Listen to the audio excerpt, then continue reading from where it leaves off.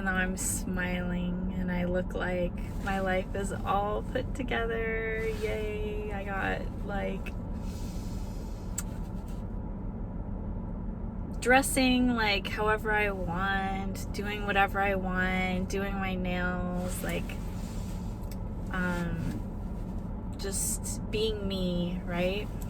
So everything looks like on the outside, like to people, like to strangers that I just see on the street, I get so much joy from just life in general.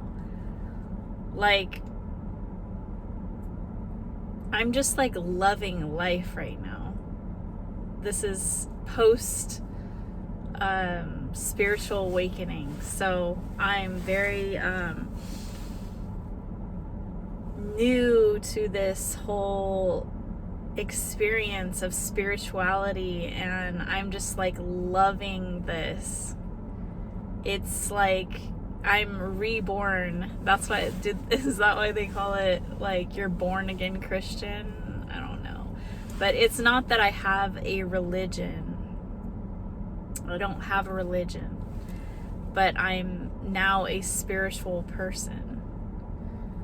So I believe in a higher power that is guiding each individual on this planet. And to me, it's like I'm a child again. Like, I always had that childlike nature of loving life, but it's like exemplified. And I get downloads from spirit because I'm really connected. I've always been connected, and I didn't know that. So now that I know, it just came to me like so quickly. Once I was aware of what was going on, I literally jumped into it so fast. Like it fit like a glove. Like I was Cinderella and the slipper fit me. Yes, spirit, talk to me. That's exactly what it was like. Oh my gosh. I've always had a connection with Cinderella, so that was crazy. Yes, that was me. I was literally like Cinderella, but in a different way, like plot twist, okay? 2021 over here. No, it's 2022 right now. But yeah, at the time it was 2022 when I had my spiritual awakening. But in my childhood, it was different because my mom didn't die like Cinderella's mom. I grew up with my mom and my sister. My sister was 4 years older than me, and she was very boyish. She was very tomboy. I'm tomboy, but I was more like girly tomboy. So there's a difference. My sister like would not wear dresses. She doesn't like wearing makeup or doing girly things at all. Like, she's basically like, I don't know. She would like doing more like the boy stuff. Not that she's gay, or I don't know if she is or not, but I've never seen, she's never said anything that she was or never appeared to be that way. Anyways, the point is that me, how I'm kind of mirrored Cinderella in a way, was that obviously my appearance right now, like with the blonde hair, blue eyes, and I'm like looking at myself, I like look like Cinderella, right? But I gravitated towards her specifically out of all the other characters in movies or cartoons or anything like that. And she really gave me inspiration and hope for my life. Just the fact that she was just so good, pure-hearted soul, like me. I knew I was good, and I wanted to do good, and I wanted to please others, and I wanted to make people happy, and I was just happy. I just like loved like nature and like animals and like things and just like the world and people, even if they were mean or whatever. It was just like, oh well, that's them. And oh God, I was thinking about today, that's how I was acting just by myself. It was funny. I just started laughing at like random people. Anyways, there was a guy like on a motorized scooter with a helmet, and I believe he was wearing like a suit or something, and it just, I don't know why, it was so funny. I just started laughing, and just different things just were making me laugh. But that's just like how I am. I'm just like the way that I was raised, I just had to go within, because I didn't feel a part of anything or anything. So I had to go within. I had to just like, that's literally how I was, is like, oh, that's their problem. Like, and just like, I was never attached to anything or anybody, because okay, I grew up with my mom, who was very dismissive and very like critical of everything. So she was constantly putting me down and torturing me. Like literally, it was like that, what do you call it? Tough love. So it was like so mean and cruel all the time. And she wasn't a mean, cruel person. She was very like selfish. So she did things for herself, and she was happy within herself and what she was doing and what she had going on. And she would neglect me, and she would be dismissive, which I didn't even know what those things were. Like, I knew she was like not paying attention to me, and like being mean and rude, and like over like doing everything. Like why are you so mad at me when I didn't even really do anything? You know, like, or my sister was the one who did something and I didn't do it, but she didn't believe me, and stuff like that. And so my sister was like really cruel. She was worse than my mom because she didn't like me. It was like a sibling rivalry. And she was like very abusive, physically, emotionally, and would just like verbalized hated being around me, would always like try to make fights and hurt me for no reason. And I was always trying to defend myself and explain what really happened. But my mom was very dismissive towards me, and she didn't care what I had to say. So she would just be like, shut up, and like, basically that's how I was raised, as like, shut up and just do what you're told. And so I didn't have a voice. And so that's why I love being heard. I just love people listening to me, because a lot of the time I just shut down and I don't talk. But now I like want to speak.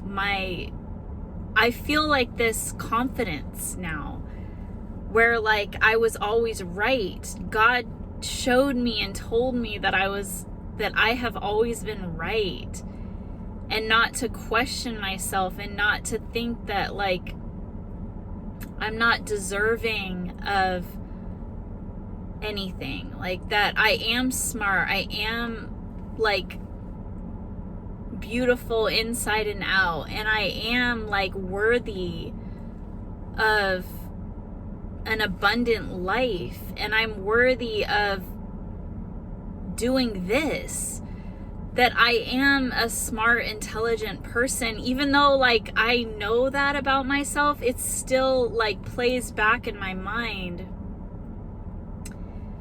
You get these like codependency issues of like this low self-worth, this low self-esteem, no matter how hard you try to convince yourself and prove to yourself that you're worthy and capable. You always have that in the back of your mind, your mother and your sister, your family putting you down constantly and invalidating you and just like making you feel worthless. And it's something like that's made me humble in the fact that no matter how much popularity or how successful I am in life, I'm always going to stay humble and feel insecure at times. Yes, there's a lot of times, even when I was younger, like I felt very confident in myself. But it was very like,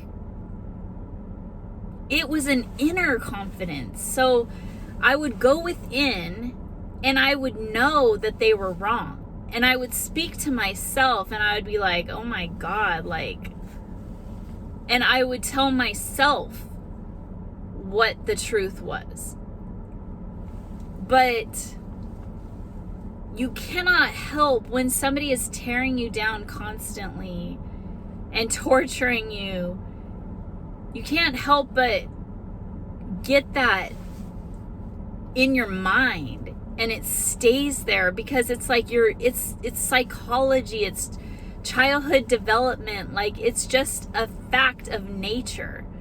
And so God knew what he was doing with me. Like, he told me that there's a reason why I was put in those situations. It was to develop my character to be exactly how I'm supposed to be. Not that any child should ever be like treated like that, ever, ever, ever, ever, ever. It's horrible. But God needed me to, he knew what he was doing with me. It was all pre-planned. It was to release the curses from my family lineage and to prepare me for this role that I have with saving humanity. And so it's a perfect storm. And God creates everything. I didn't grow up in a religious household, okay? So I got to develop my character very organically, like not being told, or I didn't listen because I was a very rebellious child, because I knew that my authority, my mother and my family, was not loving and protecting and guiding me properly. And I knew it from a very young age. And it was confirmation when I would go to preschool and I would see how other parents were with their kids and stuff. And it was a complete difference. And so, like, I just knew that there was a distance that was created with me and my family from a very, very, very young age. I even knew it when I was in the hospital. I had kidney surgery, and I believe that I was touched by God in that hospital and saved. My life was spared. from God. I believe he like touched me and just healed me. And my mom was saying how I had like 107 temperature and like was convulsing and, you know, from just this kidney toxins in my kidney that doctors couldn't find until it got to this point. But yeah, that's crazy. But anyways, back to the subject is it was a very chaotic time, and I was in the hospital at like 4 years old, and my mom and my grandma worked at that hospital. My mom was in like the housekeeping department, like the manager, and then my grandma was like the one that would like set up the supplies for the doctors and nurses on the trays and like get them ready for them to, and it was called like central services. And so when I was in the hospital and I almost died, and I was there for a while afterwards, I don't know how long I was in the hospital for, but I remember I recovered. Like, I don't remember being sad or like feeling sick or bad or like in pain. Like, I don't remember that part. All I remember is that people were being so nice to me, that they were treating me like I was like a celebrity, and they were like smiling and trying to make me smile, and they were happy to see me, and they were giving me gifts like flowers and stuffed animals and things, and like they were just like, it was just like so amazing, and it made me feel so good. And that was like one of my earliest childhood memories, and so it was actually good. That's crazy. And then when I came home, my mom put me in this like a, what do you call that, a wagon, because I couldn't walk, and I had like one of those bags, like urine bag, and the like tube that went into my stomach or like whatever to go to the bathroom, or not stomach but you know, I don't know, I thought like it, I think there was, oh yeah, it was like I don't know, there was all this gross stuff, like I think it was like a fluid bag also, I don't know, it was gross, but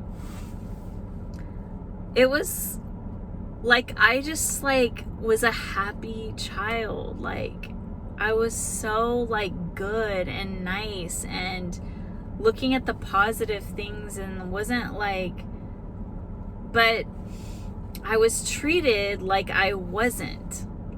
So it was crazy. It was like, why am I being treated like this? Like I even knew more about like how you should be treated and how you shouldn't, because it always was like, I was so curious, like why is my sister not being treated like I am? Like, why am I always the one getting in trouble and she's not, when she's the one doing the bad things and I'm not? And like, I was just so like, when I would say stuff, I would just get told no, like, you don't know what you're talking about, like, you're bad, and like, so I was like blamed constantly. But and then my sister would have this smirk on her face and like, you know, and it just like, it was so wrong, and I was so like annoyed. But I was just like, okay, well, I do the best that I can. I try to stick up for myself, but nothing works. So what am I supposed to do?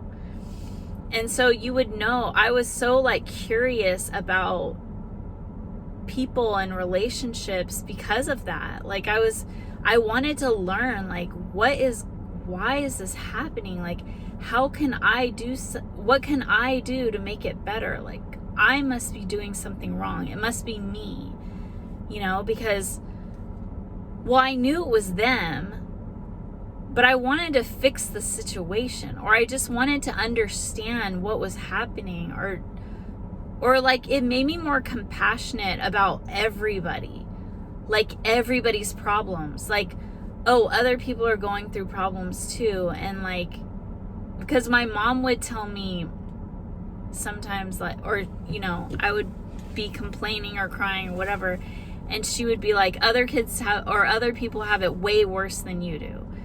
And so I would just think about that, and I would be like, oh, okay, like, so there's nothing I could do about it. And it just made me curious about what other people were going through and how hard things are for everybody, and like, life is hard, and like it's painful, and it's like, because I did have a lot of pain, physical pain as well. I remember that, but and it just felt normal to me because my mom just like dismissed my feelings and didn't let me like feel loved and cared for and protected. I felt like I was on my own. So I really related to the Cinderella story because I was always trying to prove myself, and I was always trying to do everything like perfectly and gain that love and gain that attention. And I never got love and attention from my mom or my sister or my family. Like, it was all in vain. Like, I tried so hard, like, to make them happy and to love me, and it was just like I was always like cleaning like Cinderella and trying to make my mom happy by doing that, or like doing whatever she wanted and asked of me, and like being so sweet and nice and kind to everybody and loving and giving them gifts like from my heart, and like whatever. Like I would listen to shows, and like my grandma would be watching like Oprah and like talk shows and stuff, and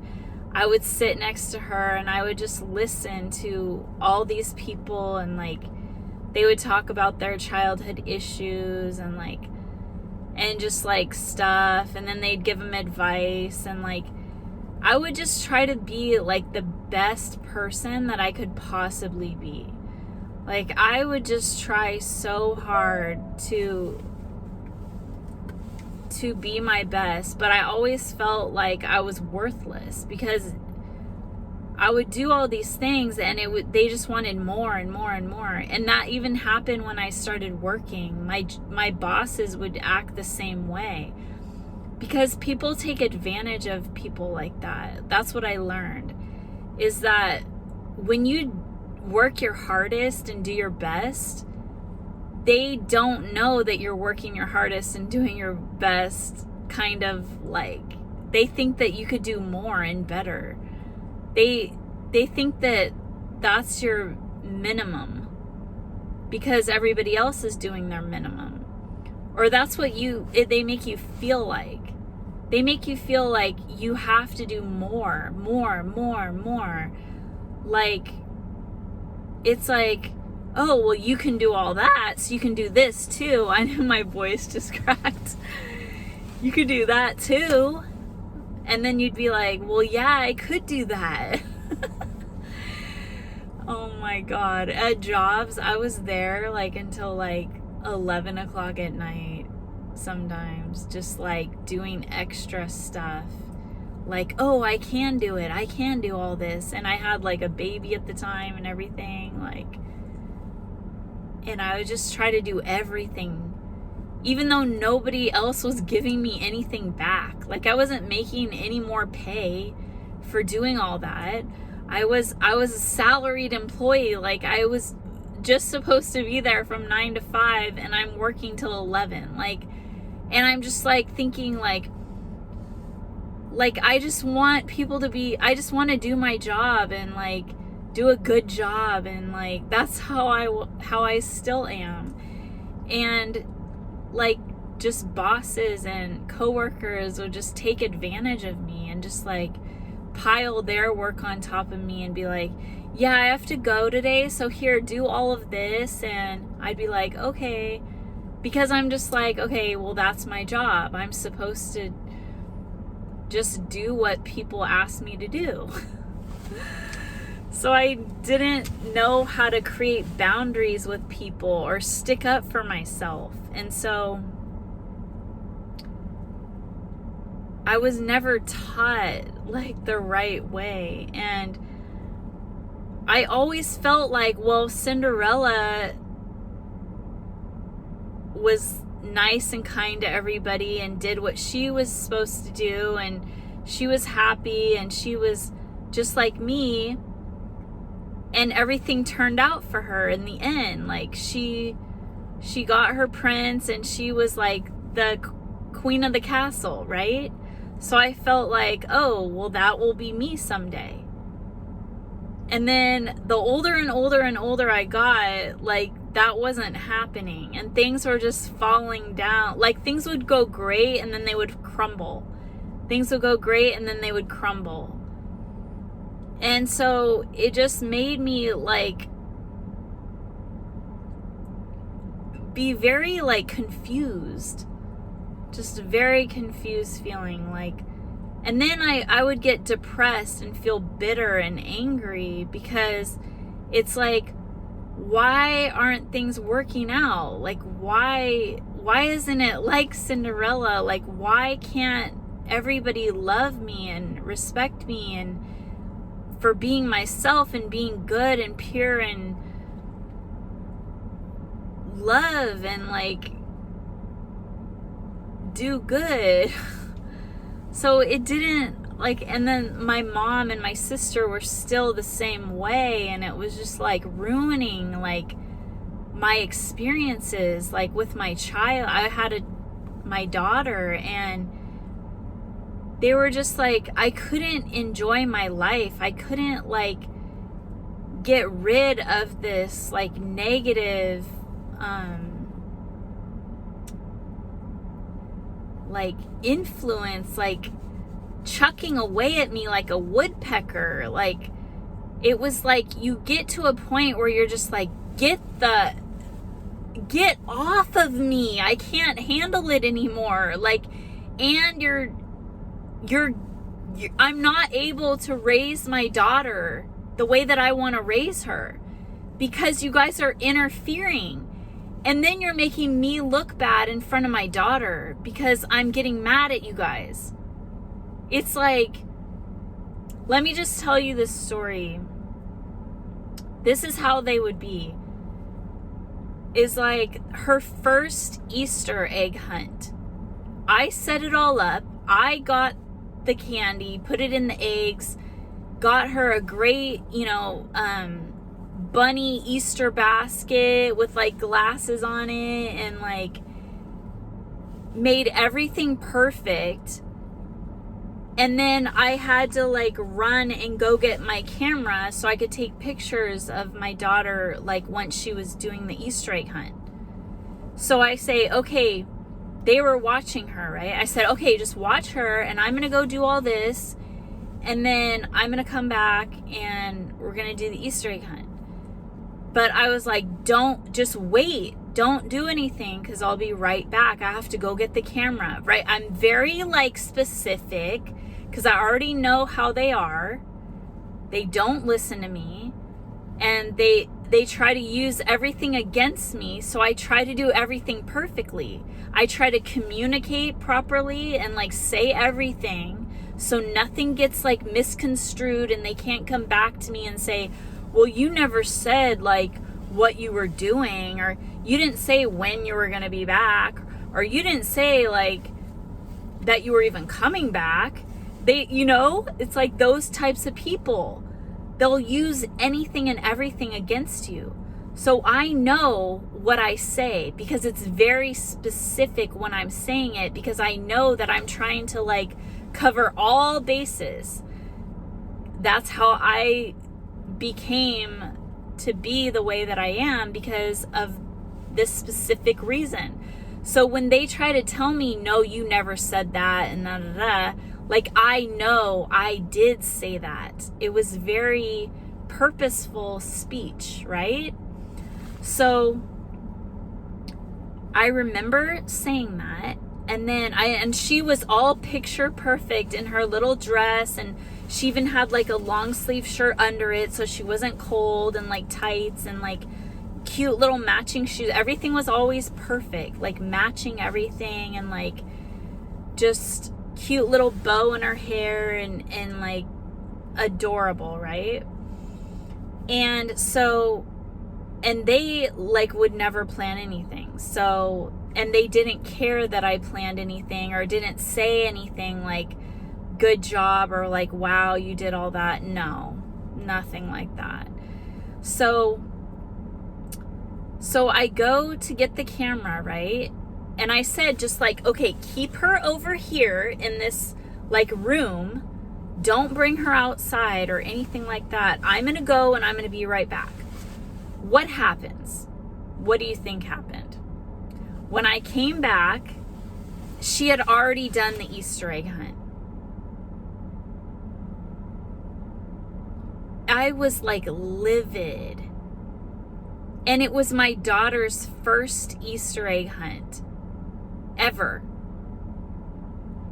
So to me, it's like I wanted to get these pictures of her face expressions and stuff, like, you know, and like do it with her and like see her excitement, and like I was just like I just wanted to experience every little thing with my daughter and do it the right way, like not, and pay attention to her and love her and like really feel her emotions and just be there with her through every single thing, right?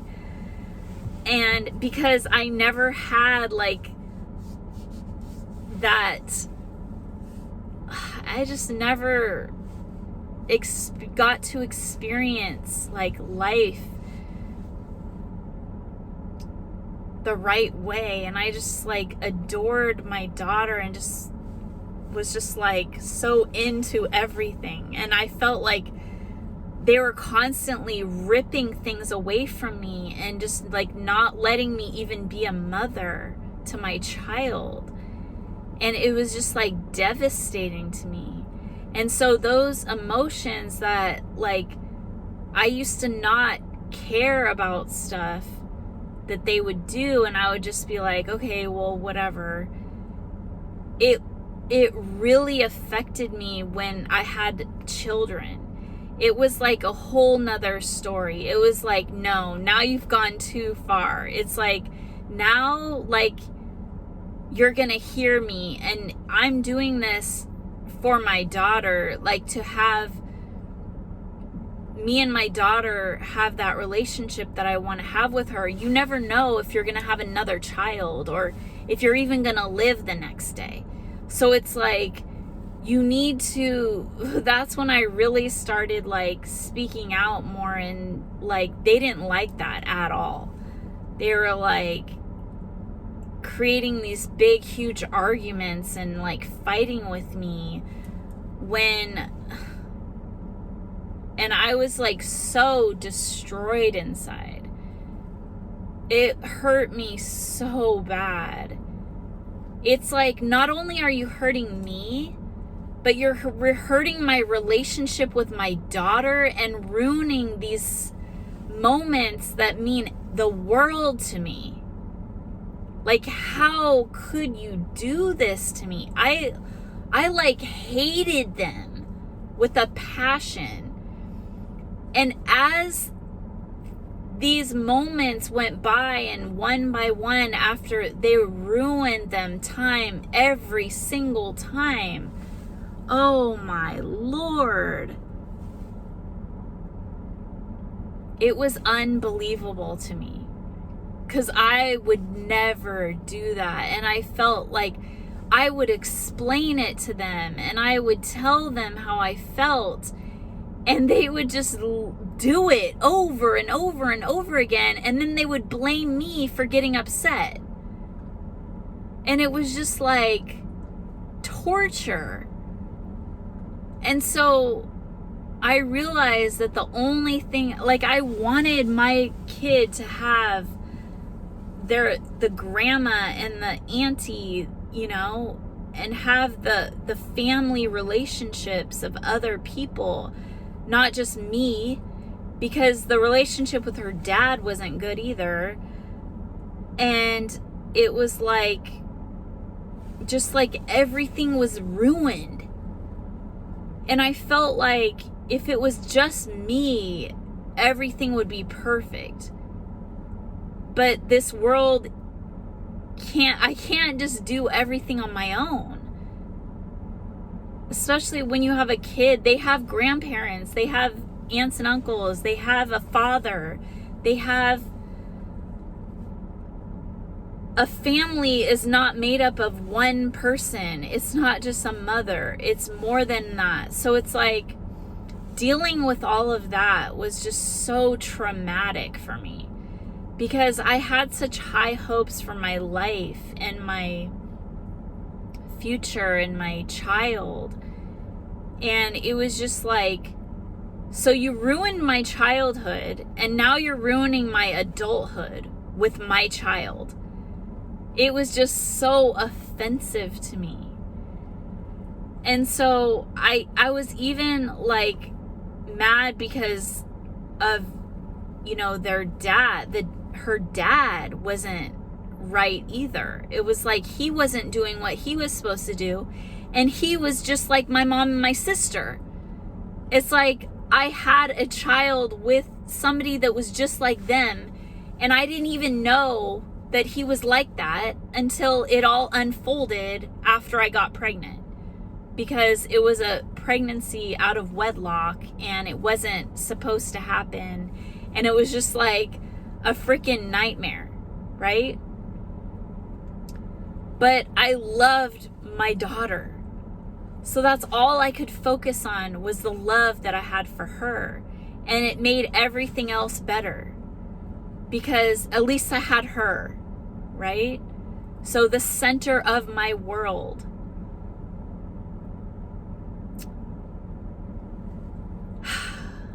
And so that's how the story of Cinderella for me was relatable, because my mom and my sister were like the stepmother and the stepsister from Cinderella.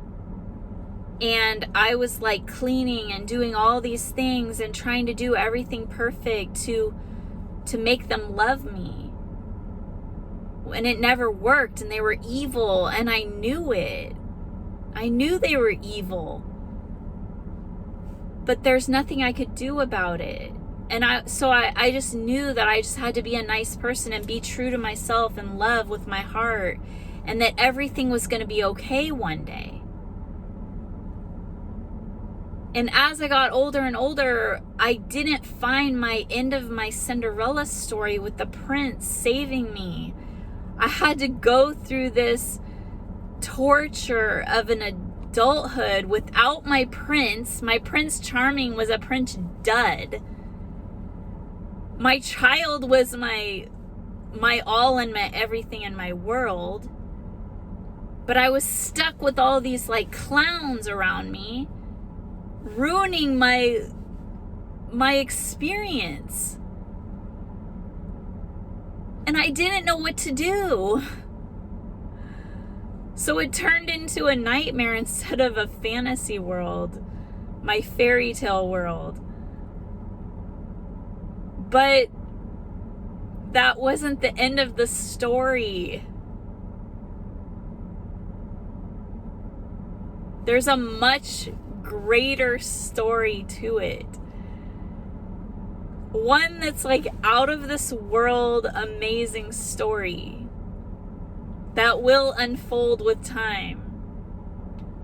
But it is bigger and better and greater than the Cinderella story. It is like all the fairy tales and all the like blockbuster love movies and stories and tales of all time shoved into one amazing, beautiful story. And that's my life. I manifested like the greatest love story of all time from my childhood. From trying to mimic the best person that I could be, like Cinderella. I believe that God made that movie, that had Walt Disney or whoever wrote that movie, just for me. I literally believe, like, I'm like starting to think that this whole world is like revolving around me and my world, like my little bubble that I was in, like, was for me. Like, God showed me that. And it's so weird because I'm like literally like so humble and so like thinking that like I didn't matter, like I could never do anything right because God put all these like obstacles in my way my entire lifetime, and all these people hating on me constantly. And I was just like this ninja warrior, like whoa, like knocking everything out like along my way, like still like maintaining my self-respect, my dignity, my pride, my integrity, my morals, my pure-heartedness, my love and joy and gratitude for life and nature and God's creations and all people and children and animals and everything, even the weather. Like just being glad to like breathe fresh air. Always trying to get back on track. Whenever anything would fly at me and knock me over, I would get back up and I would charge ahead like even harder. So I win at the end of the day. Like I win. God placed me in a position to win. And it doesn't matter how old you are. You can always like get back on track and create your miracle, be your miracle.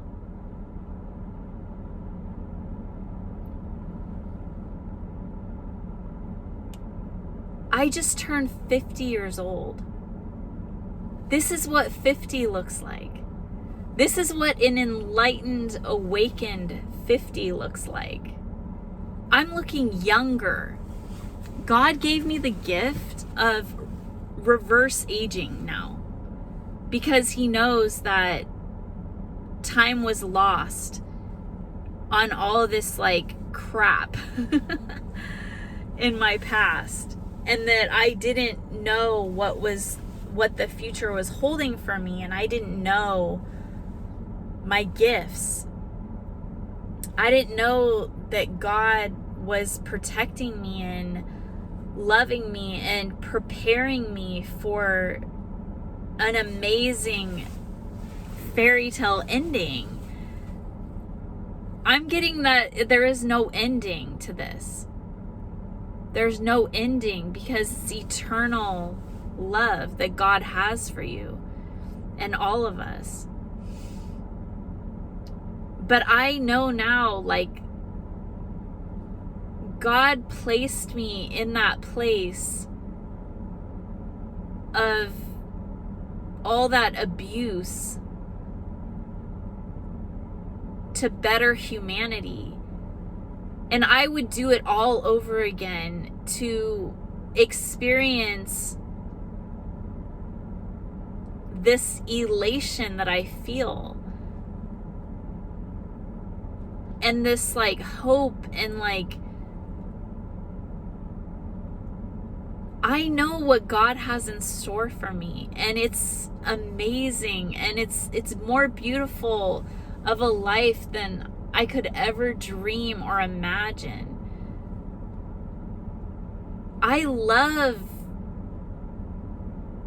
everything that I've been through because I know where I'm going with it. I know how it built me up and made me a fierce warrior inside.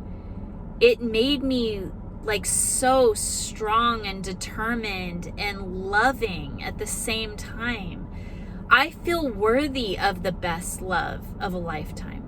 I feel worthy of this duty that I have to humanity. I feel worthy of it because I fought for this, not knowing what I was fighting for. I fought tooth and nail, and I like punched my way through this wall of hate and jealousy and fear and self-loathing and just like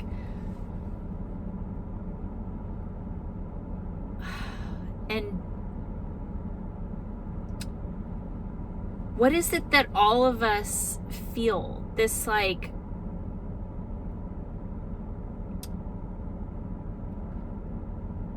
it's like the opposite of hope.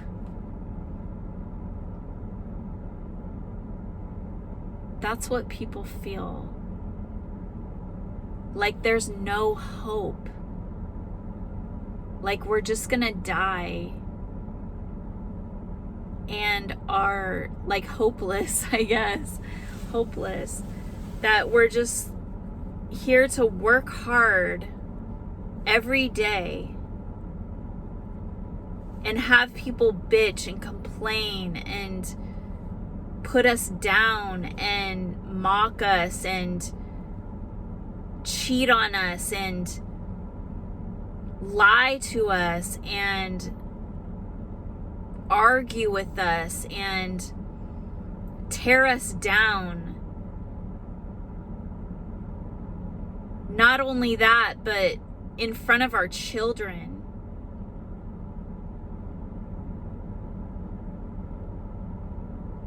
And make us look like somebody that we're not. Ruin our self-image, our reputation.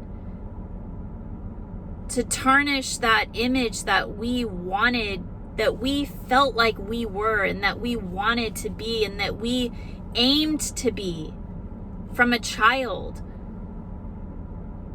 That image, that hope of the person that we hope to be and that we worked hard to become. That person that was a good-hearted, pure, loving person trying to do their best.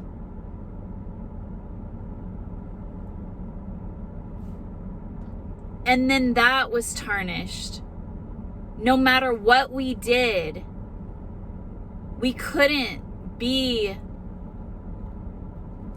the person that we couldn't have the life that we wanted to have because of other people getting in our way. And why is that? Why do you think that is?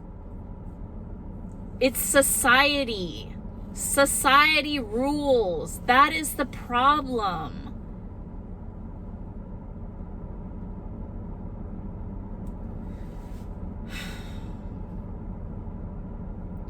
my particular issue was the psychology of it is, it's like a single mother, and she has her firstborn child is her golden child. That was my sister. She was 4 years older.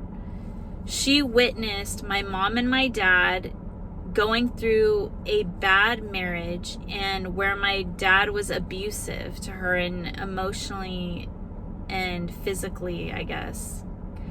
And he also slapped me across the face and broke all the blood vessels on the side of my face when I was 1 year old. And I was crying really bad. I had that kidney problem from infancy, from birth. And I would cry a lot. And so I wouldn't stop crying, so he slapped me really hard, and that's what happened. And so he was abusive. That's all I know from my mom saying that.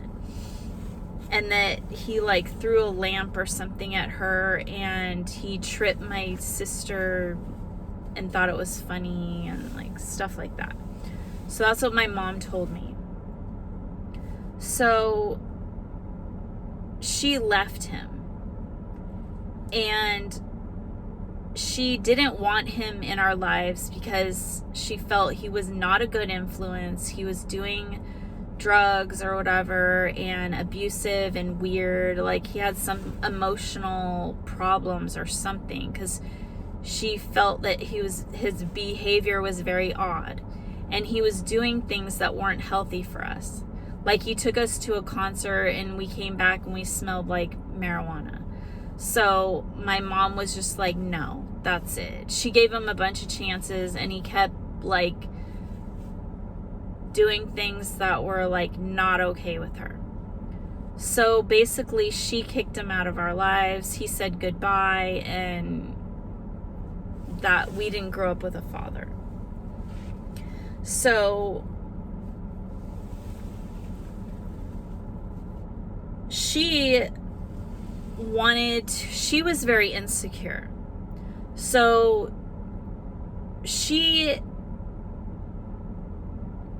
I believe she got pregnant out of wedlock with my sister. She didn't graduate college. She went like for a little bit of junior college and then dropped out because she was pregnant. She felt very insecure. She was, because of that, because things weren't going right for her in her life, that was like a disappointment to her and her family, and because it wasn't, done correctly, I'm sure, at that time particularly as well. And this was like in the late 60s. And, they had to divorce as well, a young mother, and she had 2 kids then at that time. So it's like, then she had to get a job like cleaning toilets and stuff to take care of us, and things were very hard. It was very hard for her. And then I had my kidney surgery, and like it was just like, a lot. But now this is the thing that I didn't understand, is that she glorified my sister, my older sister, as the golden child. So this is what I'm getting from the psychology, aspect of it. I'm trying to get the sun off of my neck. So my sister was the golden child because she felt bad for her, because this is what my mom didn't know about the golden child or anything like that, right? This is just the psychological term for it. But she had empathy for my sister because she witnessed this abuse at an early age. So my mom felt really bad for my sister, even though my dad slapped me and broke my blood vessels on the side of my face, and like she told me about that and everything. But she felt bad for my sister, and I think my sister was acting out because of that trauma. So that made her feel bad for her. And she was older. She was like probably 5 years old, 4 to 5 years old when they were going through all that.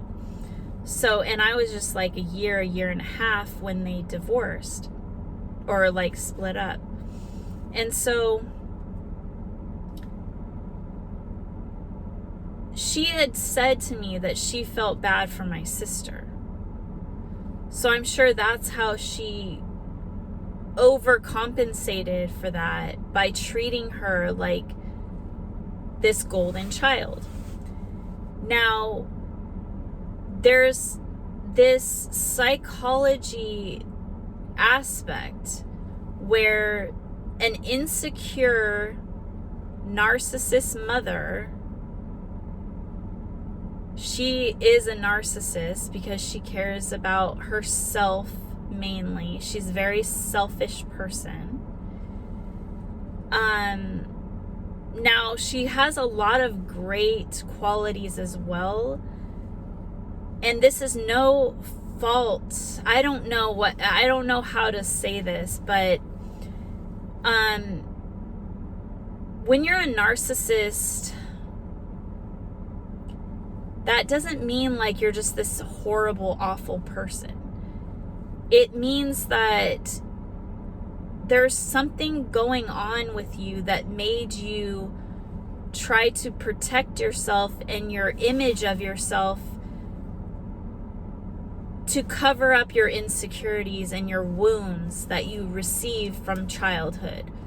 So it's a protective layer of that you think that's who you are, your personality.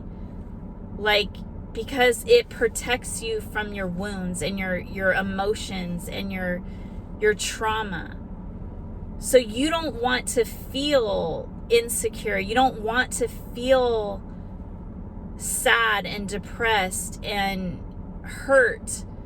So you cover it up with this mask of this is who I am, when underneath you're sad and you feel gross. But you put on this mask and you're like, yeah, I'm happy and I feel great about myself, right? So that's how I believe that this narcissism that my mother had was because of her childhood wounds. She wasn't built up. She wasn't treated great as a child. She was abused by her brothers and put down and like by her mother, and like, you know, she told me these things. So she never felt like she had friends because they lived in a certain area that there wasn't any girls to play with, and the boys were mean to her and whatever. So she always felt like really confident and happy with herself because once she went to high school, she got friends, and then she could wear this mask of like, I'm popular and I have friends and they all love me and my friends are the most important thing to me in the world because they love me and they want to spend time with me, and I'm fake and I don't talk about my feelings or my past or my problems because everything is perfect, and that's how we all are. We all are wearing these masks, and we're all, or they could be like just happy people and like everything's perfect in their world because they didn't have trauma and their parents were loving and great. But I don't think that's really true. I think that in that day and age, in that like happy days age in time, a lot of families were masking their true inner selves that were hurting, that their lives weren't perfect, that their families weren't perfect, that it was just like a picture perfect fake type of like, let's go get ice cream and everything's gonna be okay, and like, you know, just everything's like fun and great and happy, and like, but really there's traumas and hurts that are like covered up with all of this other stuff, like appearances and physical looking perfectly put together, and like Marilyn Monroe, you know, or Elvis Presley. Like we're creating these characters that are covering up all this hurt inside. And so that was that day and age, and I'm trying to make excuses for her, but there's this dynamic that I was a part of, and I'm trying to explain how my mother got to this place. And she became a narcissist because she's wearing a mask and she's not in touch with her emotions and feelings. And that's how she became self-centered. And she cared about superficiality. And so when you're like that, you cannot be in touch with your child's emotions and feelings because that hurts you. So you're going to try to do anything and everything to make it go away, so you don't have to feel hurt inside. You don't have to feel like you're a bad mother, a bad parent, that you did anything wrong. You're going to do anything and everything to cover up and mask those feelings of hurt. You don't want to be destroyed. That is your protection. That mask is your protection for everything. And you've been wearing it as long as you can remember, so you're going to keep it wearing it. That's the analogy. So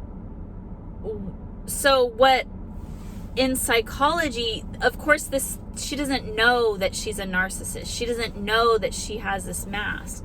She doesn't know what she's doing. But I just have somebody that pulled up behind me in a golf cart. I don't know what that's all about. But so, God, I was really getting into this, and now they're coming over here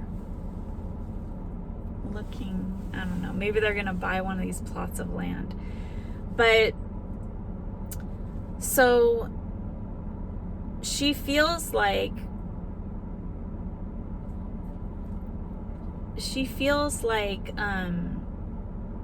good about herself, and she feels like, well, she has this perfect child, that her first child was perfect, and she was giving her all this love and attention. But then her second child, she pinned as a scapegoat to protect herself from not being a bad parent. So it made her feel better. So any problems or any negative aspects would be blamed on this other child. And now know that she didn't know that she was doing this. This was her narcissism and her mask trying to find a solution to her insecurities and her problems. So it's unbeknownst to her that this is going on.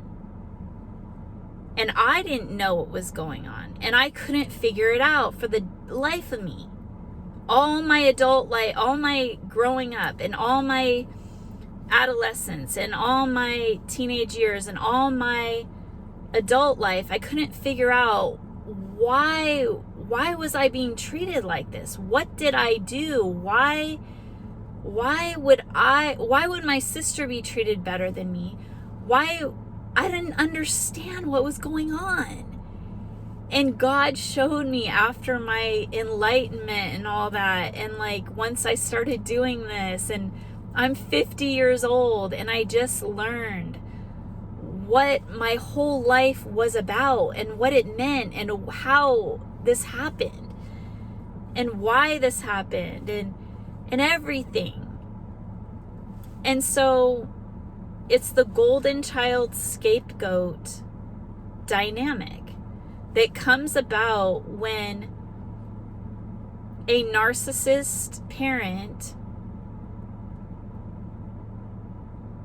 needs to feel like they're a great parent.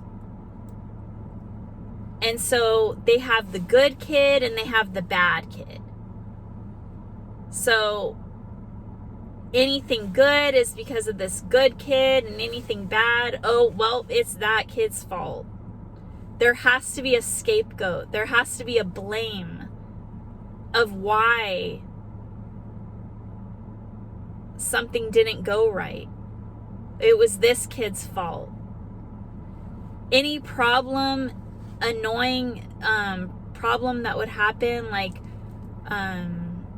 arguments or anything like that, well, it's your fault. Quit crying. You're being too over dramatic. You just be quiet. You're shut up. I just want peace and quiet, and you're being loud and annoying, and even though if my sister is being the same loud, annoying person, it's always me that was blamed for everything. Even though I'm the one cleaning up all the house and everything, it was like always my sister was like her little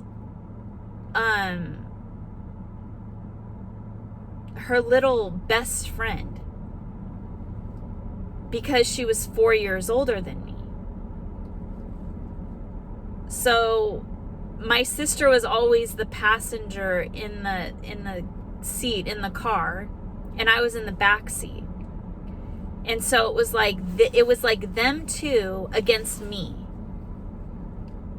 And my mom went as far as to like leave me in hotel rooms when we would go on vacation, because if I had any problems or anything, if I was complaining at all or anything went wrong, it was like always me that was the problem, and I needed to stay home or stay in the hotel room because everything is my fault.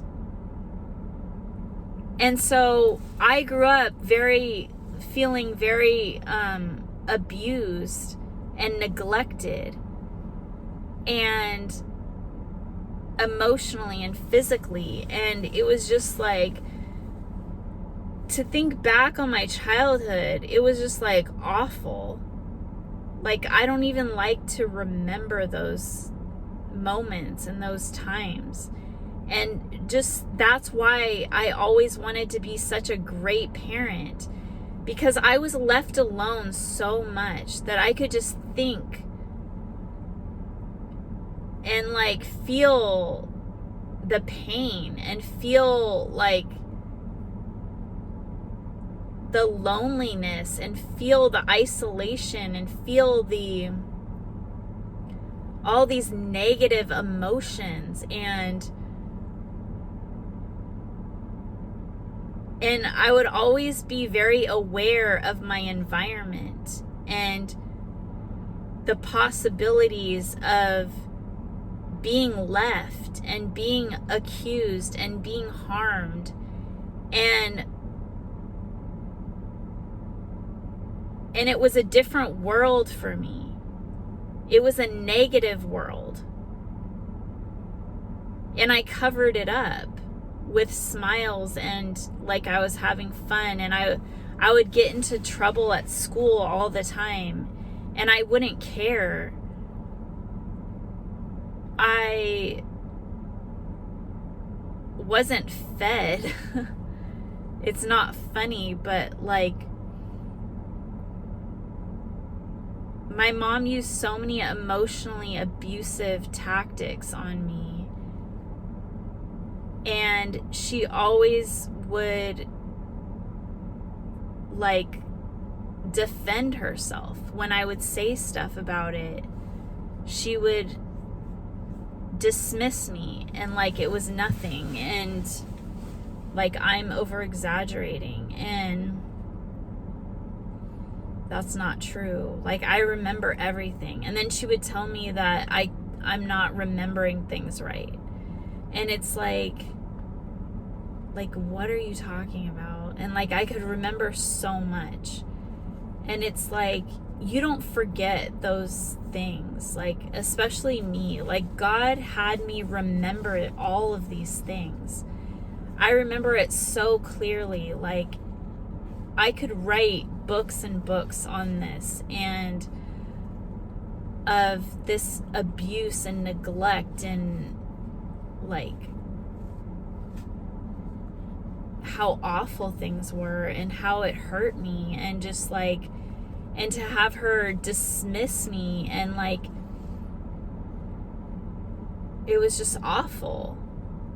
And even as an adult, like, to tell me that like what I'm saying is not true, and like, it's just like made me so mad and bitter towards her.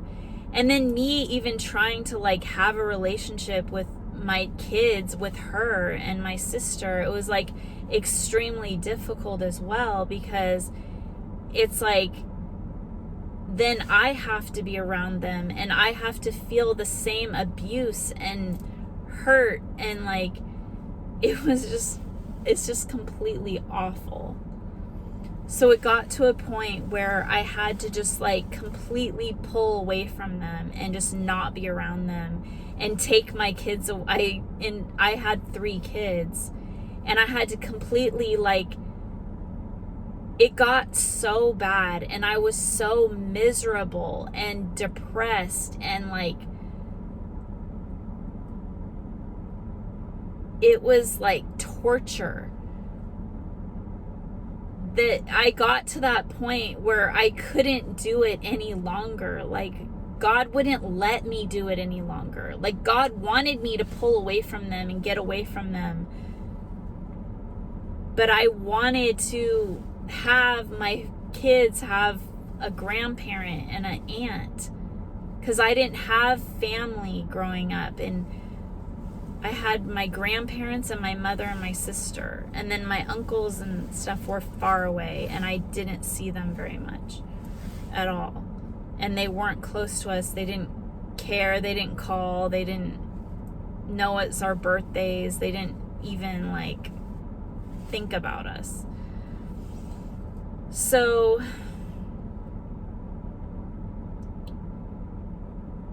well, a little bit, but you know.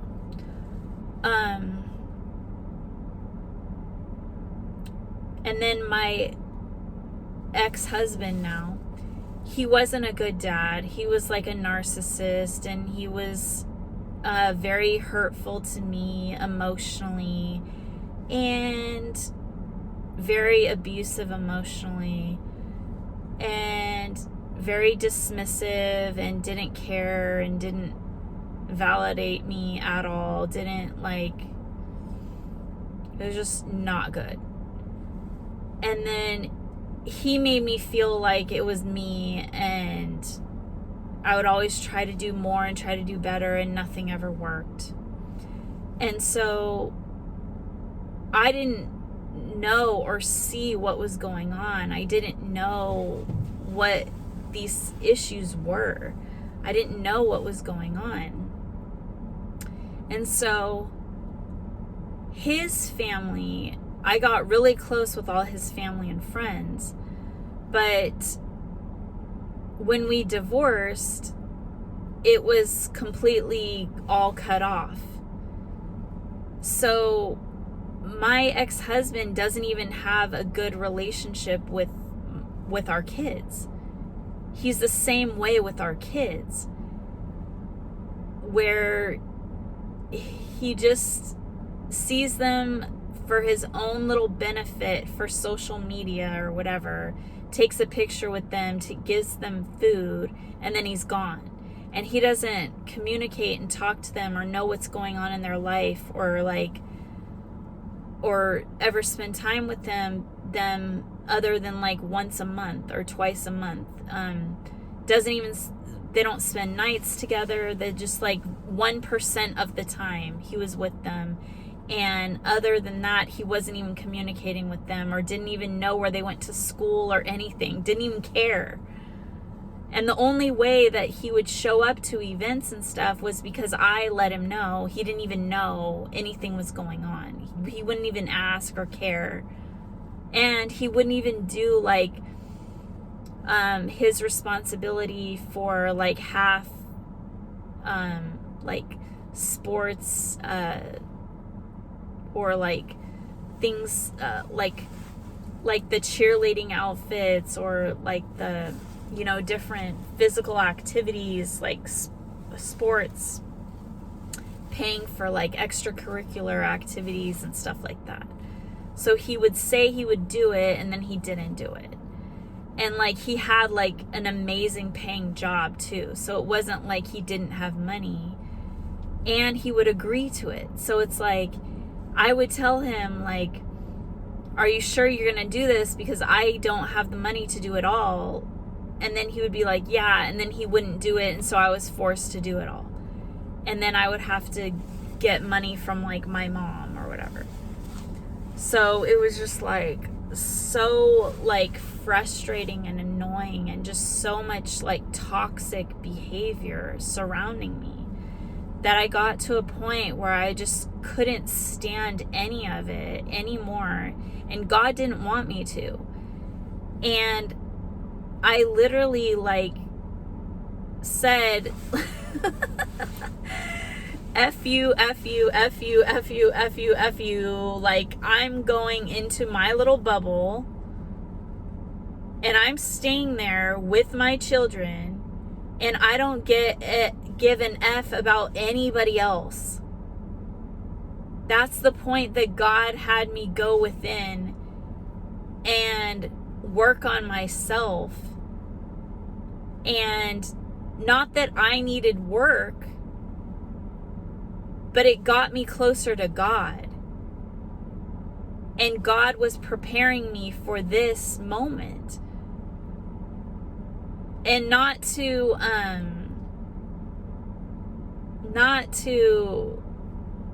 like not mention the biggest reason of that, but that was in preparation. And then my twin came in. When I was in the midst of going through the working on, my twin flame came in. And then that's what spiked the momentum where I started my spiritual journey. So before that, God was prepping me for that time. So I had to get away from all of those negative influences to center myself and be strong within myself, and to know like, okay, I'm going to make me happy. I'm going to be happy every day, and I'm going to live according to my rules and what I want, and be with my kids and make sure that they are okay, and that I am okay, and that we are solid. Because I don't want to lose my kids and my sanity because of all this negative drama of my mother, my sister. I didn't even see them except for holidays. And like events like if we would go camping with my family or something. And it was always a freaking nightmare. Like, I would enjoy the event, but there was this like dynamic where it would drive me insane, because there are negative, toxic people trying to harm my mental space. my peace of mind. They would try to make me and my kids believe that I'm trash, basically. And it's like, I would have to fight for myself to defend myself. I am not trash. And kids, don't listen to them saying I'm trash. This is horrible, right? Like, nobody would want to be in that situation. And then they would flip it on me like, why are you getting so mad and reacting, and you're crazy and you're a lunatic, and like try to freaking drive me insane.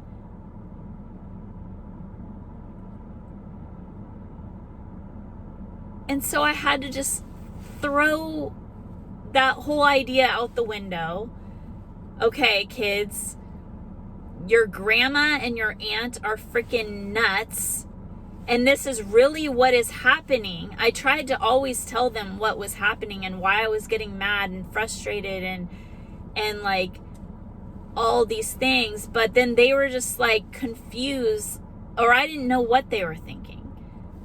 My oldest daughter told me that she understood that something was wrong with them, especially when she was getting older and they were doing the same thing to her. And same with their dad. And so it was just like, it was like damned if you do, damned if you don't. Like, you know, do they not have a grandma and an aunt and have like family experiences like camping and Christmas at grandma's house and like dinners and with family and like stuff like that, and like experiences with their family, and not know them? Or it's like, what? Like, there's literally nothing I could have done that would have been good. Like, and they had to see their dad. Good thing he wasn't that bad. Like, because I wasn't there with them, of course. Like, I wasn't there with him when he would take them. So there was no like arguing between us or anything. And he wasn't like that bad because he was only with them for like 1% of the time. So it wasn't like, but it was still like a negative experience. But that's what you have to kind of weigh and balance, is like the good with the bad. And I was always thinking, I knew that things were gonna be bad when I would go over there. Like, I knew that, and I would try so hard, like, not to get upset or not to get my emotions involved. And, you know, they would make me feel like I had mental issues, because I couldn't just like be okay with it. But it's because I know who I am. And I knew that they were wrong. And so it's like, I had to stick up for myself, and I had to make sure that my kids understood what they were doing was not right. And like, it was just like a lose-lose situation. It was so bad. And so the story gets better, guys. Okay. So that was then. This is now. Now is like sunshine, rainbows, happiness, butterflies, ladybugs.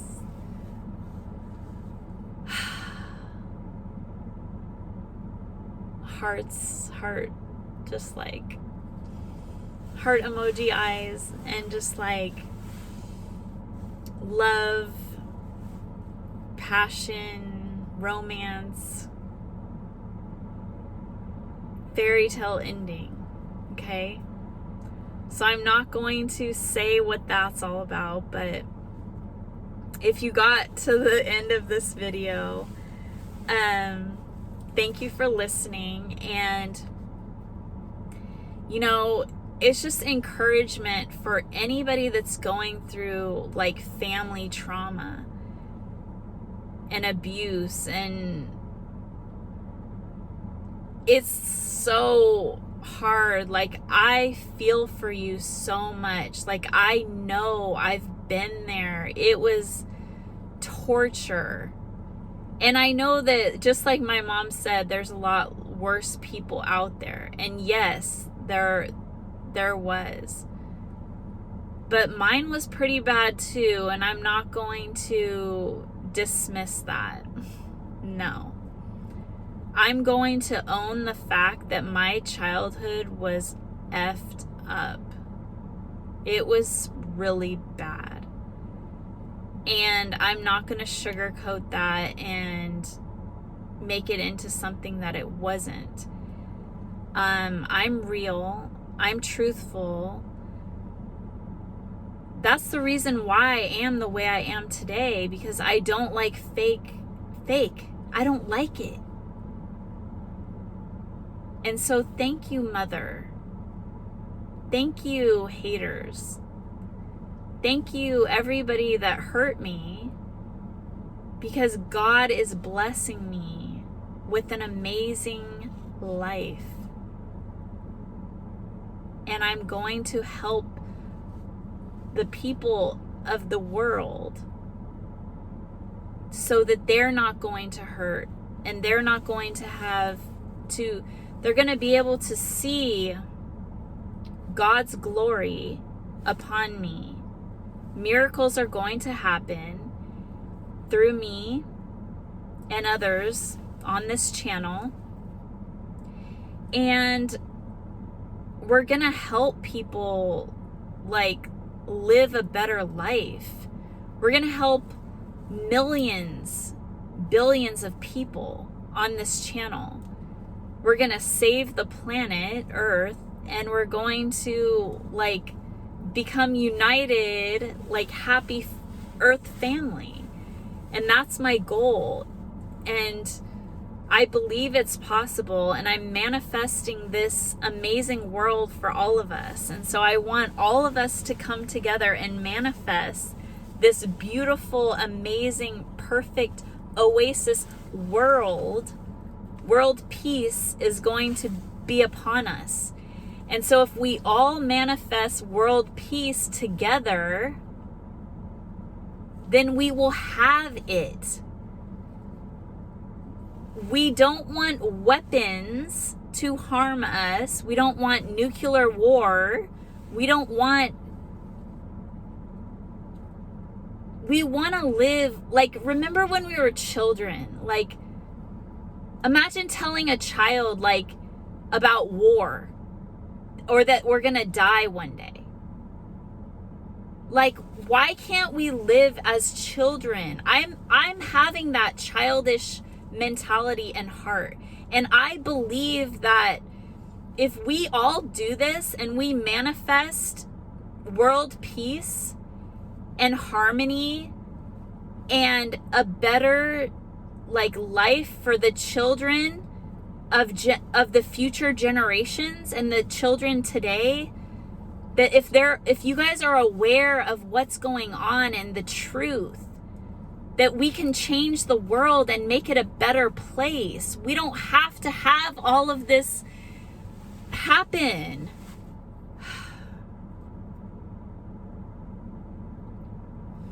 This is why I'm so passionate about this movement. This is bigger than me. It's bigger than you. It's all of us. It's our future generations to come. It's our freaking earth. It's our planet. We need to heal our earth.